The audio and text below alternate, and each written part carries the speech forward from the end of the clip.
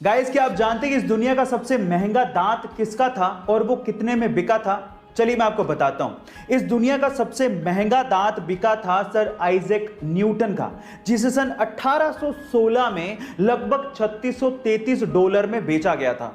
और अगर आज की महंगाई के हिसाब से उसको इवैल्यूएट किया जाए तो वो लगभग $36,000 के करीब था, जो कि इंडियन रुपीस में 25 लाख रुपए बैठता है गाइस। यानी कि एक दांत की कीमत 25 लाख रुपए। अक्सर हाईवेज पर ही गाड़ियों के टायर फटने की घटनाएं सबसे ज्यादा होती है, पर सवाल यह है कि ऐसा होता क्यों है। तो चलिए मैं आपको बताता हूं। एक्चुअली इंटरनेशनल स्टैंडर्ड्स के हिसाब से गाड़ियों के टायर्स में 25 psi से ज्यादा प्रेशर की हवा नहीं भरी जानी चाहिए, लेकिन इंडियंस क्या करते हैं, एवरेज को बढ़ाने के लिए और फ्यूल को सेव करने के लिए टायर्स के अंदर 35 से 45 psi की हवा भर लेते हैं।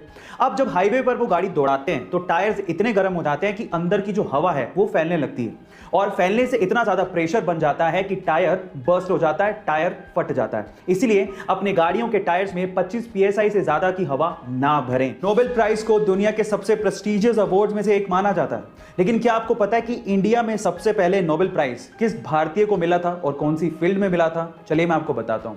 फिजिक्स फील्ड में सबसे पहले यह प्राइज डॉक्टर सीवी रमन को दिया गया था। लिटरेचर फील्ड में रविंद्रनाथ टैगोर को दिया गया था। इसी तरह से इकोनॉमिक फील्ड में डॉक्टर अमर्त्य सेन को दिया गया था। मेडिसिन फील्ड में हरगोविंद खुराना को दिया गया था, और इसी तरह से पीस फील्ड में सबसे पहले यह प्राइज मदर टेरेसा को दिया गया था। क्या इसके पहले तक ये फैक्ट आप जानते थे? और अगर नहीं जानते थे तो चैट सेक्शन में जरूर लिखिएगा। गाइस, आज इंसान इतनी तरक्की कर चुका है कि वो मंगल ग्रह पे बस्ती बसाने की सोच रहा है, लेकिन मान लीजिए कि अगर किसी इंसान को मंगल ग्रह पे बिना स्पेस सूट के छोड़ दिया जाए तो उसका क्या होगा? क्या आप जानना चाहते हैं? चलिए मैं आपको बताता हूं। सबसे पहले तो मंगल ग्रह के वायुमंडल यानी कि एनवायरनमेंट में 95% CO2 यानी कि कार्बन डाइऑक्साइड है, और ऑक्सीजन नाम मात्र की है। और अगर किसी इंसान को वहां पर बिना स्पेस सूट के छोड़ दिया गया तो एयर प्रेशर की वजह से यानी कि वायु के दबाव की वजह से नसों से खून बाहर आ जाएगा, आपको लकवा मार जाएगा और आप 2 मिनट में मर जाओगे। इसके अलावा मंगल ग्रह का टेम्परेचर पलक झपकते ही -80 डिग्री सेल्सियस तक गिर जाता है। इतनी कपकपाती ठंड में आपका खून तक जम जाएगा। गाइस, इस वजह से बिना स्पेस सूट के मंगल ग्रह पे रहना नामुमकिन है। गाइस, अगर आपने हमारे सोलर सिस्टम के प्लैनेट्स को बड़े ध्यान से देखा है तो आपने जुपिटर के ऊपर ये लाल धब्बा जरूर देखा होगा। पर मेरा सवाल यह है कि आखिर ये लाल धब्बा है क्या?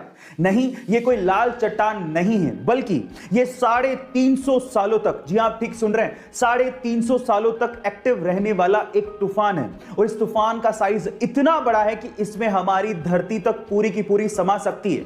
गाइस, ये ह्यूमंस की जानकारी के हिसाब से अब तक का सबसे लंबा एक्टिव रहने वाला तूफान है। अर्थ पर 1994 में हैरिकेन जोन्स नामक एक तूफान आया था, जो कि मात्र 31 दिनों तक ही एक्टिव था, जबकि यह तूफान 350 सालों से जुपिटर के ऊपर एक्टिव है। गाइस, आपको ये फैक्ट जान के कैसा लगा? चैट सेक्शन में जरूर लिखिएगा।